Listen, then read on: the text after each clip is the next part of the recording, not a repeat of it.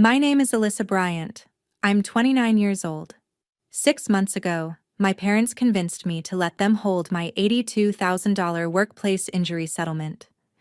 They said I wasn't in the right headspace to manage it, that I'd just been through a divorce, through 9 days in the ICU, through learning to walk again.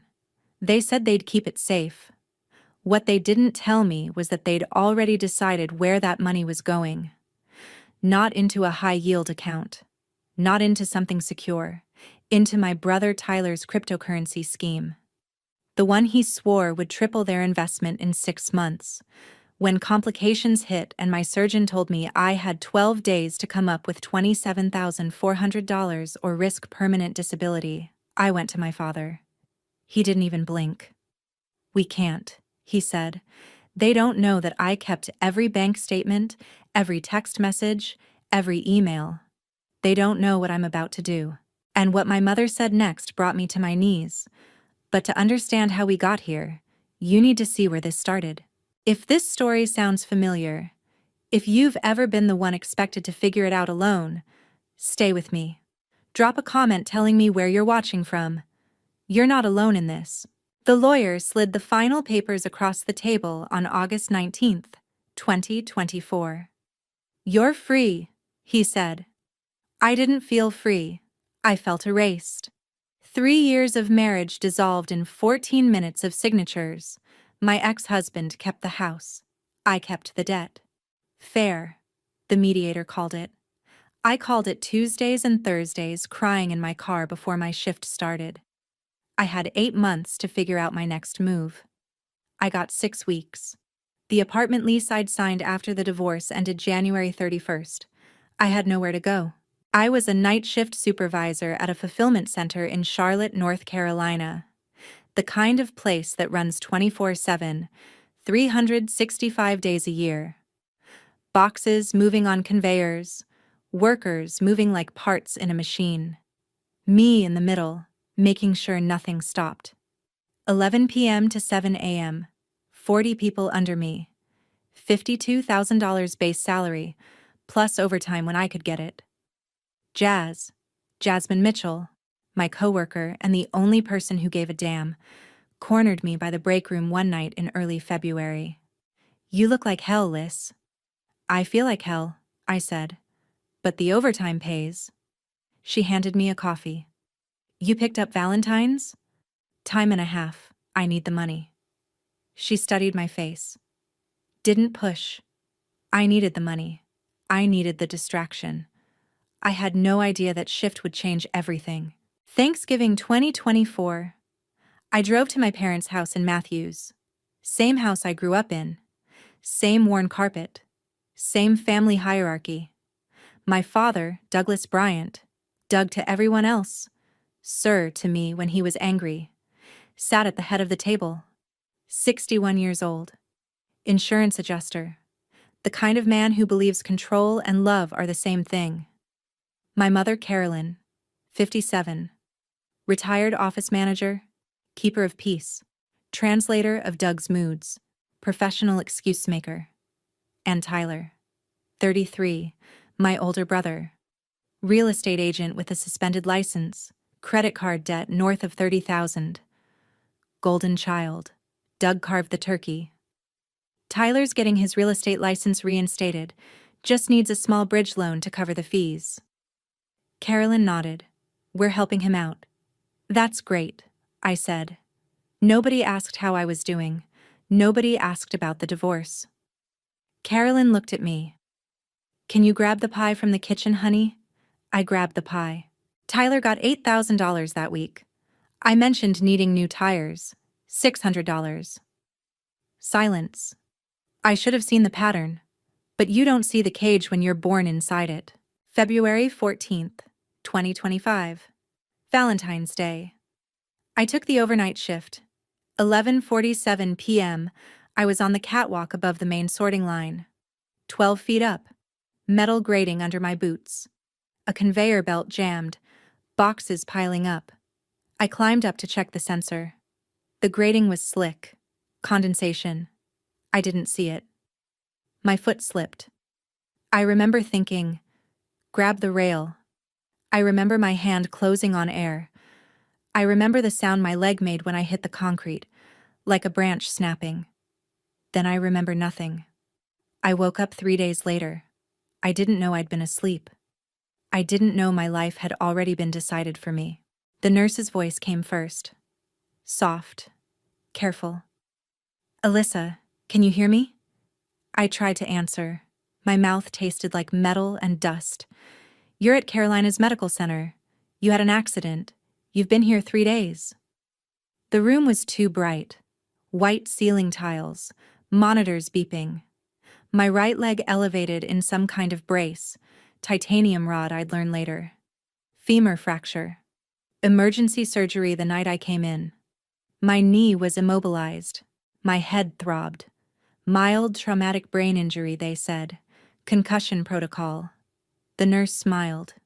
You're very lucky. The fall could have been fatal. Lucky, I whispered. My parents were in the hallway. I could see them through the glass. Doug on his phone, Carolyn wringing her hands. 9 days I stayed in that ICU, room 4, West 12. Physical therapy started on day 7, a walker. 5 steps. I cried. Tyler didn't visit. He's busy with work, Mom said when I asked. I didn't ask what work. I didn't know then that Tyler was already planning his next big thing, and I was going to pay for it. Discharge day was February 23rd. The doctor stood at the foot of my bed. You'll need support at home. Physical therapy 3 times a week. No weight bearing for 6 weeks minimum. I nodded. Where will you be staying? He asked. I opened my mouth. Closed it. My apartment lease had ended January 31st. I'd been planning to find something cheaper, something closer to work. Then the accident happened. Doug stepped in. She's coming home with us. We'll take care of her. The doctor looked relieved. Good. She shouldn't be alone. Doug put his hand on my shoulder. You're not going anywhere alone, honey. Not like this. I looked at my mother.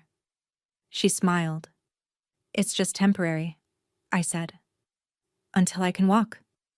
Of course, Carolyn said. Just until you're back on your feet. Doug wheeled me out to the car. Wheelchair rental. $120 a month. They took me to my childhood bedroom. Pink walls I'd never repainted. Twin bed. Posters from high school still on the wall. I thought I was going home. I was walking into a trap. March 2025. I learned what it meant to be dependent. Carolyn cooked my meals. Doug drove me to physical therapy every Monday, Wednesday, Friday at 10 a.m. Atrium Health Therapy Center. Same route every time. I tried to help. Dishes. Laundry. You just focus on healing, sweetheart, Carolyn said. We've got everything else. I feel like such a burden. Don't be silly. That's what family is for. The first 4 weeks I couldn't leave the wheelchair. Week 5, I graduated to a walker. Slow shuffling steps. My physical therapist, Amanda, cheered like I'd run a marathon. Doug was in the waiting room every session, reading his phone. Never asked how it went. I believed my mother when she said family was for this. I actually believed her. That's how good she was. April 10th. The envelope came from Veronica Martinez, my workers' compensation lawyer. Thick.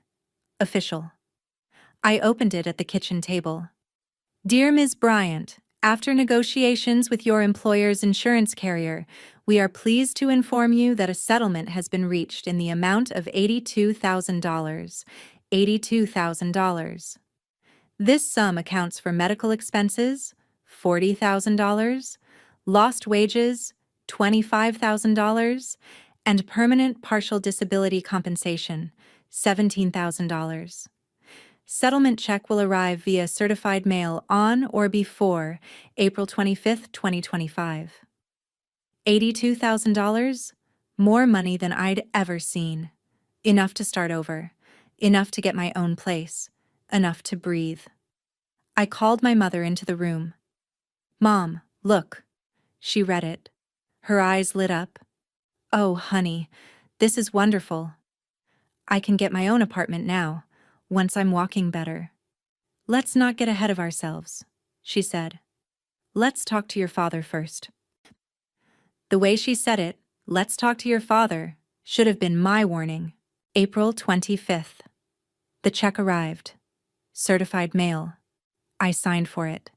$82,000. My name on the payee line. Doug offered to drive me to the bank. I was still using the walker. Still couldn't drive. "I'll take you to Wells Fargo," he said. "We'll get this deposited somewhere safe." At the bank, we sat across from a woman named Patricia. Doug did most of the talking. "My daughter just went through a major trauma," he said. "Divorce. ICU. She's not in the right headspace to manage this kind of money right now. What if she falls again? What if there's an emergency and she can't get to the bank?" I started to speak. He kept going. "I'd like to be added to the account, just in case. Just for safety." Patricia looked at me. "Ms. Bryant, this would be a joint account. Both of you would have full access. Is that correct?" I looked at my father. He smiled, reassuring. "It's just temporary, Liz. Until you're back on your feet. Then we'll switch it back to just your name." I thought about the walker in the car, the wheelchair I'd just graduated from, the physical therapy bills still coming. "Yes," I said. "That's fine." She printed the forms. I signed. Account number 478233910056. $82,000 deposited at 2:14 p.m. Douglas Bryant added as joint owner. Doug shook Patricia's hand. "Thank you for taking care of my daughter." On the drive home, he patted my knee. "You just got divorced, honey. Let us help you not blow this on emotional spending. We'll keep it safe." Carolyn met us at the door. "How'd it go?" "All set," Doug said. "The money's safe." I signed the form. I thought I was being smart. I thought I was being protected. Early May.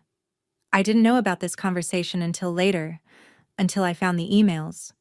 But this is what happened. Tyler showed up at the house with his laptop. Tuesday afternoon. I was at physical therapy. He sat at the kitchen table with Doug and Carolyn. "I need you to look at this," Tyler said. "This is generational wealth. 8% monthly returns. That's 96% annually." He turned the laptop, showed them a dashboard, charts going up and to the right, testimonials, screenshots of other investors making $30,000 a month. "It's called Bitmine Cooperative," Tyler said. "Cryptocurrency mining pool. I've been researching this for 6 months." Doug leaned in. "How much do you need?"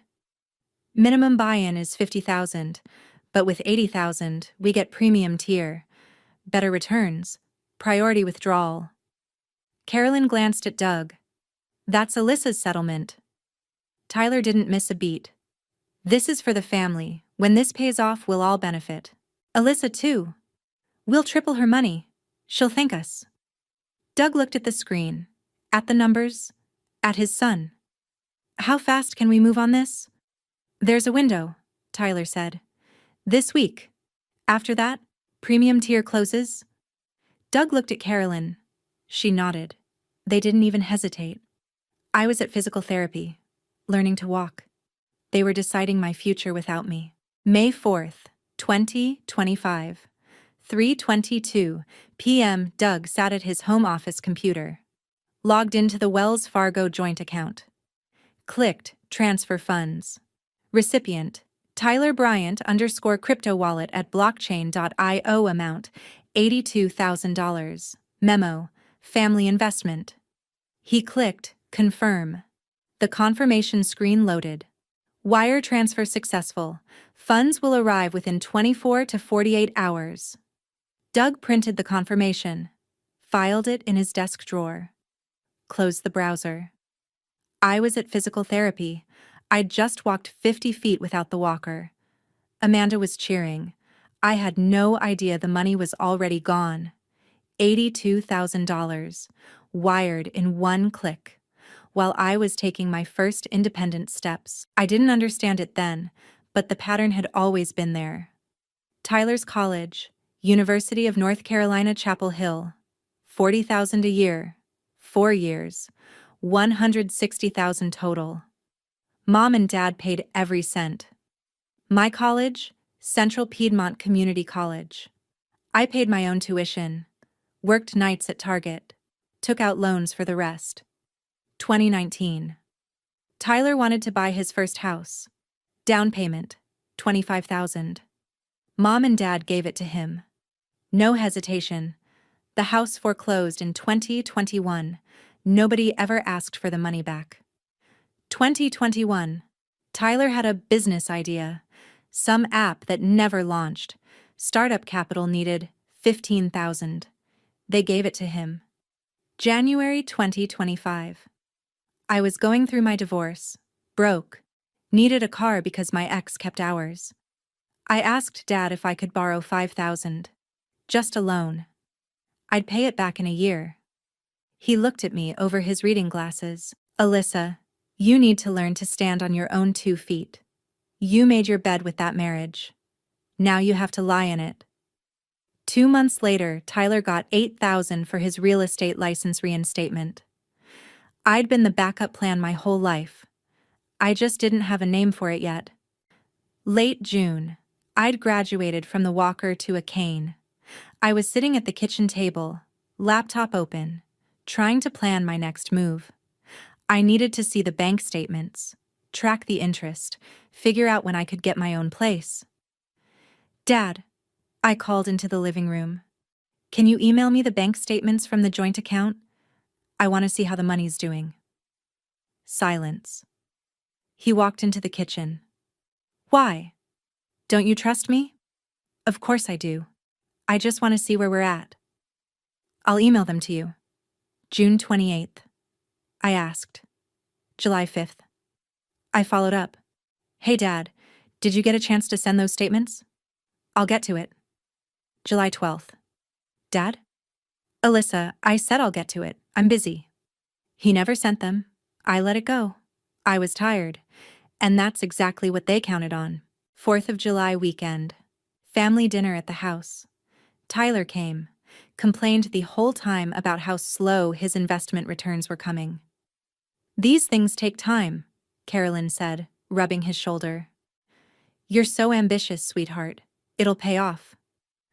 I'd walked a mile that morning, first time without the cane, a whole mile. I walked a mile today, I said. No cane. Carolyn looked up, distracted. That's great, honey. She turned back to Tyler. Did you want more potato salad? Thanks, Mom. I sat there, invisible. Later, she cornered me in the kitchen while I washed dishes. You're doing so well, Alyssa. We're so proud. Thanks. She dried a plate. You know, you've always been the strong one. You always bounce back. Tyler, he needs more guidance. She said it like a compliment. It felt like a dismissal. The strong one. I'd hear that phrase again, and again, until it became a weapon. August 6th, 2025. I woke up at 6 a.m. My leg was throbbing. Not the normal ache. Not the dull post-surgery stiffness. This was sharp, hot, deep in the bone. I tried to stand, put weight on it. My knee buckled. I grabbed the dresser, lowered myself back to the bed. Called out of work for the first time in 4 years. Jazz texted, "You okay? You never call out. Legs bad, going to urgent care." The urgent care doctor took one look, ordered an X-ray. The tech went quiet while looking at the images. That's when I knew.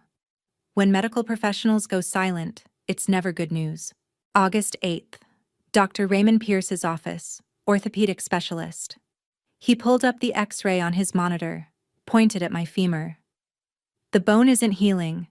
See this gap? That's a non-union fracture. The break from February never fully fused. He clicked to the MRI. And here, your knee.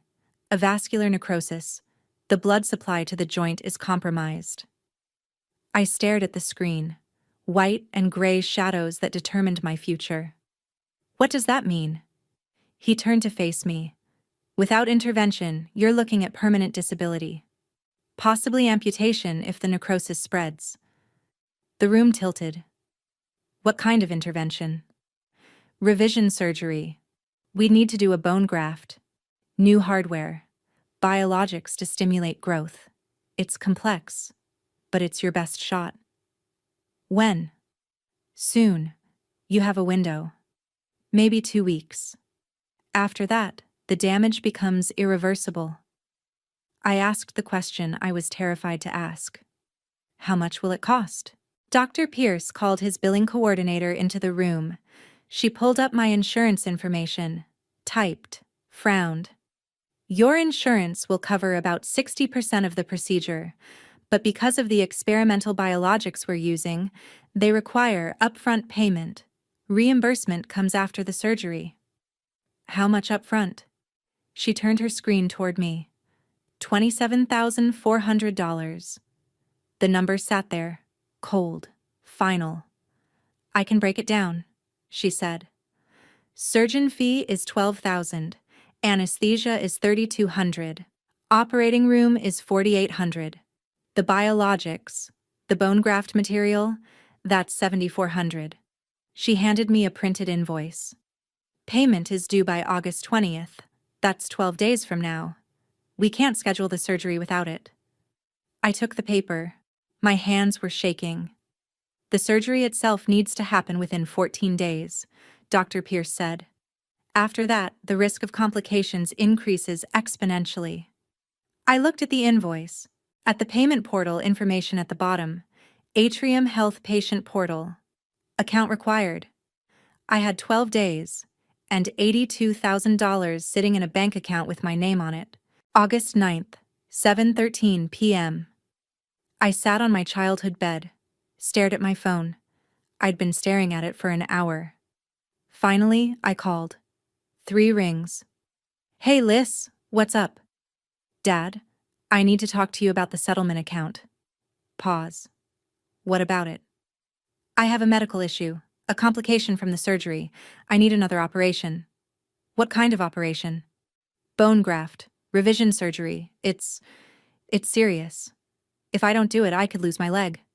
Silence. 5 seconds. I counted. How much? $27,400. I need it by August 20th. Another pause. Longer this time. Alyssa. Dad, it's my money. I just need to access the account. We can't. The words hit like cold water. What do you mean, we can't? The investment. It's locked in right now. There are penalties if we pull out early. Significant penalties. What investment? You said it was in a savings account. It's more complicated than that. Dad, I need this money. I could lose my leg. I understand that, but then unlock it, pay the penalties. I don't care. The line went dead. I pulled the phone from my ear, stared at the screen. Call ended. 2 minutes, 41 seconds. I called back, straight to voicemail. I called again. Again. 6 times. Voicemail every time. My father hung up on me, while I was telling him I might lose my leg. 8:02 p.m. I tried my mother. She answered on the second ring. Alyssa, honey. Did Dad tell you? He told me you called. Sweetie, you have to understand. Understand what? That you gave my money to Tyler? Silence. Alyssa. Did you give my settlement to Tyler? Her voice got smaller. Your father made a family decision. Tyler had this opportunity. It's an investment. When it pays off, we'll all benefit. Mom, I need surgery. I have 11 days or I lose my leg. We'll figure something out. But the investment has a lockup period. We can't access the funds right now without losing everything. Then get a loan. Use the house. Do something. Alyssa. Her voice changed, firmer. You're the strong one. You always land on your feet. Tyler. He needs this. He's been struggling. This investment could change his life. I closed my eyes. And my leg? You'll figure it out. You always do. 6 minutes, 18 seconds. I hung up. I didn't scream. I didn't cry. I was beyond both. 8:47 p.m. I sat on the floor of my childhood bedroom, pink walls, twin bed, posters of bands I didn't listen to anymore. My phone buzzed. My chart notification. Reminder, payment due for scheduled surgery in 10 days. Amount, $27,400. I opened my banking app. Not the joint account. My personal account. The one I'd had since I was 16. Savings balance, $18,263.19. 2 years of night shift overtime. Every extra dollar. Saving for a house someday. For a future. I did the math. 27,400 needed. 18,263 in savings. Gap, 9,137. I thought about my parents. About $82,000 sitting in some crypto wallet with Tyler's name on it. I thought about my mother's voice. You'll figure it out. They didn't say, we can't help. They said, we won't. There's a difference. I had one choice left. The choice I'd always had. Save myself. August 10th, 6 a.m. I didn't sleep. I sat at the kitchen table, laptop open, Google search. Personal loan, same-day approval. 12 results. I clicked the first one. State Employees Credit Union. I'd had an account there for years.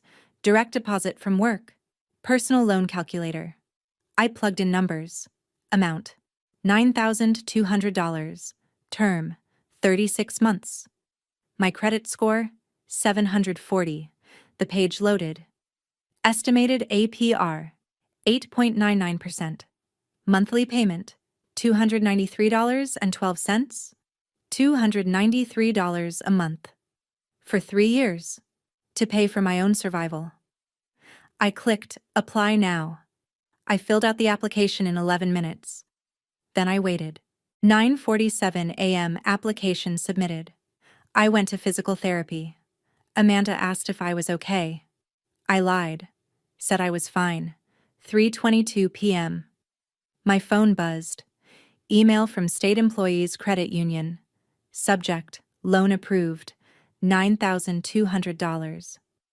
Congratulations, Alyssa. Your personal loan application has been approved. Loan amount, $9,200. APR, 8.99% term, 36 months. Monthly payment, $293.12. Funds will be available in your account within 24 hours. I read it 3 times. I'd asked my parents for help with my own money. They'd said no. So I went into debt instead. The math was simple. Brutal. Clear. They chose Tyler's fantasy over my leg. I chose my leg over them. August 11th, 8 a.m. The money hit my account. I didn't tell anyone. Not even Jazz. August 12th, 11:06 a.m. I logged into Atrium Health Patient Portal, found the invoice, the one Dr. Pierce's office had sent. Balance due, $27,400. I clicked Make Payment, transferred $18,263 from savings, transferred $9,200 from checking. The loan, total, $27,463. I hit Submit. The screen loaded. Payment received. Thank you. Your surgery is confirmed for Monday, August 19th, 2025, 6 a.m. Please arrive at 4:30 a.m. for preoperative procedures. Confirmation number AH-2 025-08-847291. I screenshotted it, saved it to 3 different places, then I logged into my savings account. Balance, $0 I'd saved for 2 years, gone in one click. I logged into my checking. Balance, $147.82. I closed the laptop. Sat back. My savings. 0. My debt. 9,200. My leg. Saved. My family. Dead to me. I didn't call them. I didn't need to. I'd already learned what I was worth to them. August 18th. 10:22 p.m. I was in my room. Packing a bag for the hospital. Change of clothes. Phone charger. ID insurance card. Surgery was at 6 a.m. I had to be there by 4:30. A knock on the door. Alyssa? My mother's voice. I didn't answer. The door opened anyway. Carolyn stepped in, closed the door behind her. We heard you scheduled the surgery. I kept packing. How did you know?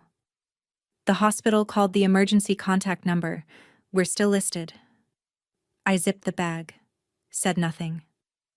Where did you get the money? I looked at her. I figured it out.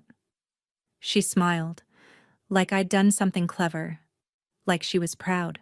Carolyn sat on my bed. The mattress dipped. See? I knew you would.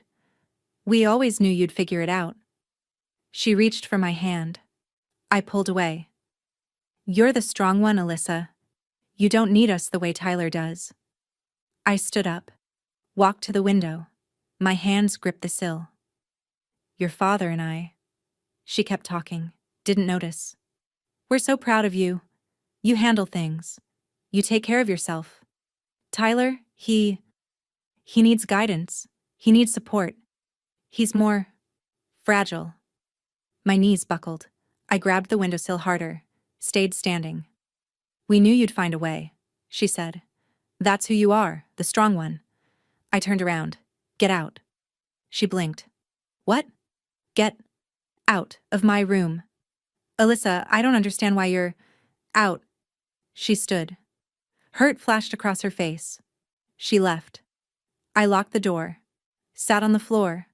I sat there until sunrise. She'd said it. Out loud. You don't need us the way Tyler does. That was the truth.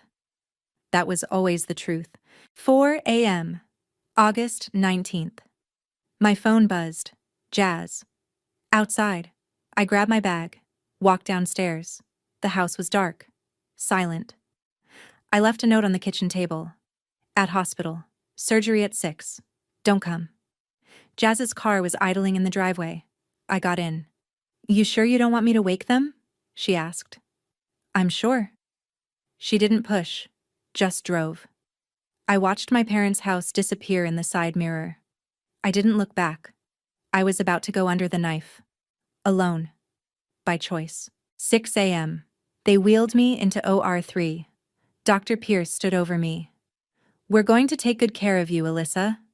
The anesthesiologist put the mask on my face. Count backward from 10. 10, 9, 8. I woke up at 10:34 a.m. recovery room. Jazz sitting in the chair beside me. Hey, she said.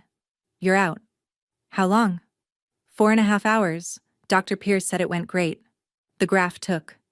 My leg was elevated, wrapped, heavy. Did my parents? No. I closed my eyes. I didn't expect them to come. I didn't want them to. Jazz stayed until 3 p.m., brought me water. Held my hand when the pain spiked. 3 days inpatient. Standard recovery protocol. My parents didn't visit, didn't call, didn't text. The silence was its own kind of answer. August 22nd, discharge day. Jazz picked me up, drove me to her apartment in Dilworth, 2-bedroom. She'd set up the spare room for me. Twin bed, desk, lamp, clean sheets. You can stay as long as you need, she said. I cried for the first time in weeks. Thank you. You'd do the same for me. We sat on her couch. I had crutches now. No weight bearing for 6 weeks. I need to get my stuff from my parents' house, I said. You want me to go? No. I need to do it myself. When they're not there. Jazz pulled out her phone, checked the calendar. Sunday. They go to church 9 to noon. Sunday, I said. I had 3 days to prepare. 3 days to decide what came next. August 25th, 9:30 a.m. I parked in front of my parents' house. Their car was gone. Church. I had 2.5 hours. I used my key. Let myself in. Went to my room first. Grabbed clothes, books, laptop. Then I stood in the hallway. Doug's office. Door unlocked. He never locked it. Why would he? He trusted me. I pushed it open. Mahogany desk. Filing cabinet. Computer off. Papers on the desk. I stepped closer. Wells Fargo logo. Bank statement. My hand shook when I picked it up. The numbers were right there. Clear. Undeniable. Damning. Statement page 1. Account number 478-233910056. Account holders: Douglas Bryant, Alyssa Bryant. Statement period, May 1st to 31st, 2025. I flipped to the transaction page. Line item 14. May 4th, 2025. Wire transfer. Tyler Bryant _ crypto wallet at blockchain.io. $82,000. Authorized by Douglas Bryant. $82,000. May 4th. I'd been using a walker. I set the statement down, looked at the rest of the desk. Email printouts. Stapled together. Subject: Family investment opportunity. Tyler, Dad here. Talked it over with your mother. We're in. Wiring the full $82,000 Monday. Let's get this locked down before premium tier closes.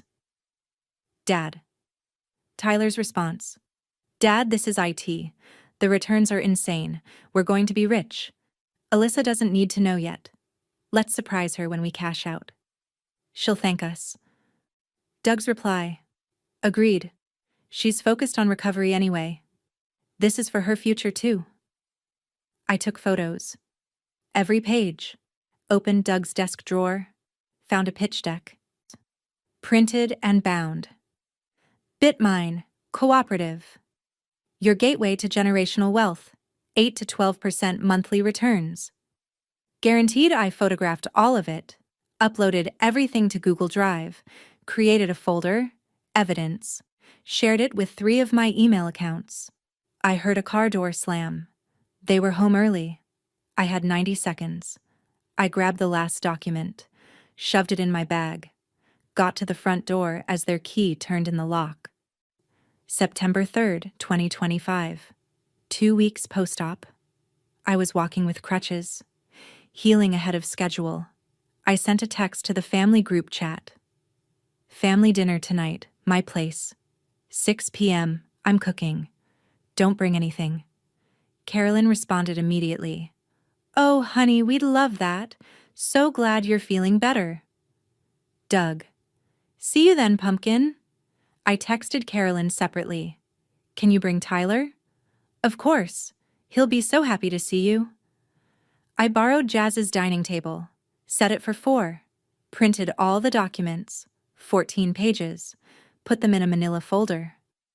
Jazz watched me from the kitchen. You sure about this? I've never been more sure of anything. She touched my shoulder. I'll be at Sarah's. Call me if you need me. I will. 6 p.m. Doorbell rang. I opened the door, smiled. Let them in. I'd made pasta, garlic bread, salad. We sat, ate, made small talk. Tyler talked about his investment maturing, how close we were to cash out. Carolyn asked about my surgery. I said it went fine. Doug told a story about work. I didn't listen. Dessert. I brought out pie. Tyler took a bite. This is great, Liz. Just like old times. I set down my fork. Not quite. I stood, walked to the counter, picked up the manila folder, came back to the table, set it down in the center. I want my $82,000 back. With 6 months of interest at the rate you promised me, that's $86,150. By October 1st. Silence. 11 seconds. I counted. Tyler went pale. Doug opened his mouth. Nothing came out. Carolyn's fork clattered on her plate. I opened the folder, slid the bank statement across the table. May 4th, 2025. You transferred my settlement to Tyler's crypto wallet. You told me it was in a high-yield savings account. Doug stared at the paper. I slid the email chain next. Tyler's email. Alyssa doesn't need to know yet. You agreed, Dad. You said, this is for her future too. Tyler looked at his plate. I slid the text screenshot. The returns are insane. They weren't insane, Tyler. They were fake. Carolyn's voice. Small. You were trying to what? I looked at her. Tell me after I lost my leg? After I went into debt? Doug stood. This is still a family. Sit down. He sat. I stayed standing. August 9th. I called you, Dad. I told you I needed surgery. I told you I could lose my leg. You hung up on me. Alyssa. You hung up. On your daughter. Who was facing amputation. Carolyn was crying. We thought Tyler's investment? You gambled my life on Tyler's fantasy. I pulled out one more paper, my loan statement, slid it across. I paid for my own surgery, $18,000 from my savings, $9,200 from a loan, at 8.99% for 36 months, while you sat on $82,000. Silence. Tyler whispered, Liz, I'm sorry. You bet on him. I looked at Doug, at Carolyn. I bet on me. I picked up my crutches. Guess who won? I walked to the door. They didn't move. I turned back. You taught me something. You taught me I was never the investment. I was the backup plan, the strong one, the one who'd figure it out. Carolyn reached for me. Honey, please. You were right. I did figure it out. I figured out that family doesn't bet one child's future on another child's failure. I opened the door. Don't contact me again. I walked out. Closed the door. Stood in the hallway. Pulled out my phone. Blocked Doug's number. 7:24 p.m. Blocked Carolyn's number. 7:24 p.m. Blocked Tyler's number. 7:25 p.m. My hands didn't shake.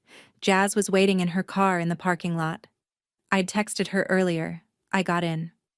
How do you feel? She asked. Free. For the first time in 29 years, I meant it. September. October. No contact. I focused on physical therapy, on healing, on returning to work. September 20th. I walked without crutches. Just a slight limp. October 1st, I returned to work. Desk duty at first. Light hours. Jazz asked one day over coffee. Have they tried to reach out? Carolyn called once. From a different number. I let it go to voicemail. What did she say? I deleted it without listening. Good. October 15th. That's when I got the text from a number I didn't recognize. Unknown number. I almost didn't open it. But I recognized the area code. Charlotte. Alyssa, Veronica Martinez here. Not sure if you've seen the news. Bitmine Cooperative was shut down by the FBI yesterday. Ponzi scheme. Investors lost everything. Thought you should know in case your family was involved. A link to a news article. I clicked it. Local crypto scheme defrauds hundreds. $4.2 million lost in Bitmine Ponzi collapse. Federal agents raided Bitmine Cooperative headquarters Tuesday, arresting 3 individuals on charges of wire fraud and conspiracy. The operation, which promised 8 to 12% monthly returns, was revealed to be a classic Ponzi scheme. Over 300 investors lost an estimated $4.2 million. Tyler's name wasn't in the article. Too small an investor. But the scheme was real. I read it twice. I felt nothing. They'd lost it all. Every dollar. And I didn't feel vindicated. I felt free. October 28th, 10:14 p.m. My phone rang. Another unknown number. I let it go to voicemail. Listen to the first 10 seconds. Carolyn's voice, shaking. Alyssa, please. Your brother is. The investment didn't. We need you to. I deleted it. Blocked the number. They wanted me to save them. The way they didn't save me. Early November. Jazz came over with takeout. My cousin saw Tyler at Walmart last week. Said he looked rough. I ate my noodles. Said nothing. Apparently he got evicted. He's back living with your parents. You okay? I looked at her. Yeah, I'm okay. She studied my face. Nodded. Good. Tyler lost his apartment. My parents lost $82,000, and I gained something they'd never given me. Peace. December 1st, 2025. My regional manager called me into his office. Alyssa, sit. I sat. He slid a folder across the desk. Operations manager, effective immediately. $64,000 a year. Your own office. You've earned this. I stared at the offer letter. $64,000. $12,000 more than I'd made before. You've shown incredible resilience, he said. This promotion is well deserved. I signed the letter. Thank you, I'm ready. The next day, I bought a coffee maker for my new office. Small things. They mattered now. I was rebuilding. On my terms. With my money. Mid-December. I signed a lease on a one-bedroom apartment downtown. Walking distance to work. 650 square feet. $1,100 a month. Security deposit $1,100. Move-in date, January 1st, 2026. I stood in the empty apartment. Sunlight through the windows. Hardwood floors. The landlord handed me the keys. Welcome home. I held the keys in my palm. Thank you. It was mine. All mine. I didn't need anyone's permission.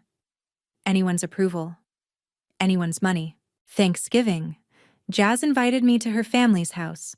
Her mom hugged me. Her dad asked about my leg. Her niece showed me her drawings. I felt like I belonged.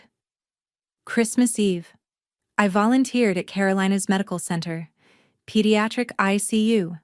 Brought books to the kids. Read to them. Held their hands. A little girl asked, "Do you have family?" I thought about it. I'm building one. She smiled. New Year's resolution, therapy. I called a counselor, made an appointment. Tuesdays at 5 p.m., $40 copay. First session, the therapist asked, "What do you want from these sessions?" I looked at her. "I want to stop carrying people who wouldn't carry me." She wrote that down. That's a good start. I was learning what I deserved, and what I didn't have to accept anymore. New Year's Eve, 2025. I sat at my desk in Jazz's apartment. One more week until I moved. I opened my journal. Wrote. They called me the strong one like it was a gift. It was a cage. Strength isn't what you survive.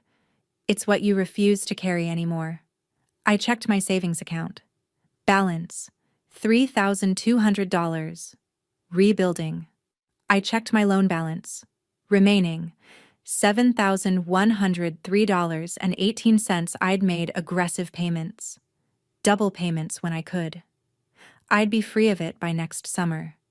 My physical therapy had been discharged December 15th. Full recovery, Amanda had said. You beat the odds, Alyssa. I'd beaten more than the odds. I'd beaten the story they wrote for me, the one where I was disposable, where I was the backup plan, where I was strong enough to be abandoned. I wrote that story's ending myself, and I walked away. New Year's Day, 2026. Morning light through the window, coffee steaming on my desk, budget spreadsheet open. My leg didn't hurt. My phone was silent. Family still blocked. The future was open. I'd survived a 12-foot fall, 9 days in the ICU, learning to walk again. A second surgery. Debt. Betrayal. I'd survived my family, and I'd learned the difference between being strong and being used. They taught me I was never the investment. So I invested in myself. Best decision I ever made. If someone tells you you're too strong to need help, run. That's not love. That's abandonment with a bow on it. Real family doesn't bet on one child and abandon the other. Real family shows up when you bleed, not just when you win. And if nobody taught you that growing up, I'm teaching you now. You are not too much. You were never too much. You were just surrounded by people who were too little. If this story resonated with you, you're not alone. Thousands of us have been the strong one in families that confused strength with disposability. Drop a comment if you've been there. Tell me your story. Let's build something better together. We're stronger together than we ever were apart. And if you need to hear this today, you deserved better. You always did. Setting boundaries isn't cruelty. It's survival. And you have permission to survive.